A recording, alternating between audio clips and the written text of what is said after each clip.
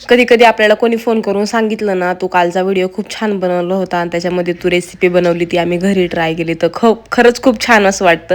तर माझ्या मैत्रिणींनी मला काल फोन करून सांगितलं, तुझी चीज कॉर्नची रेसिपी आम्ही घरी ट्राय केली, तुझं ते चपातीचं चपातीचं सँडविच वगैरे ते सुद्धा आम्ही ट्राय केलं होतं, छान बनवतेस, अजून नवनवीन रेसिपी आम्हाला शेअर कर. आणि आग्रह होता तिचा की मोमोजची रेसिपीसुद्धा परत एकदा मला सांग, म्हणजे मला मोमोज बनवायचे. तर नक्कीच मी तुझ्यासाठी नक्कीच मोमोजची रेसिपी बनवेल, एखाद्या दिवशी मी मोमोज बनवेल. तर मी आज बनवायला घेतले होते खोबरं, गूळ आणि शेंगदाणे आणि ड्रायफ्रूटचे लाडू. ॲक्च्युली काय झालं, त्या दिवशी सोमवारच्या दिवशी मंदिरामध्ये गेले होते महादेवाच्या, आणि महादेवाच्या मंदिरामध्ये खूप साऱ्या बायकांनी नारळ वाहिले होते.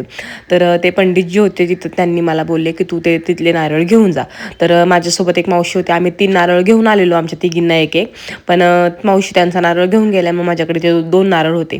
मग आता घरी नारळ आणलेत म्हणल्यानंतर आपण ते नारळ रिटर्न देवाला फोडू शकत नाही किंवा वाहू शकत नाही, किंवा चटणी बनवू शकतो.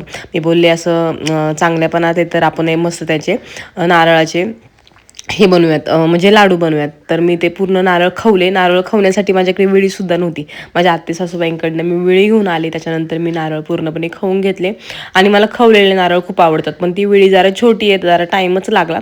पण असो, मी नारळ वगैरे खवून घेतले. त्याच्यानंतर गरम केले, त्याच्यामध्ये गूळ टाकला, थोडीशी इलायची पावडर, आणि थोडंसं भरून येण्यासाठी मी जरा शेंगदाणे टाकले, कारण की मला तिकडे पण नारळ म्हणजे लाडू द्यायचे होते.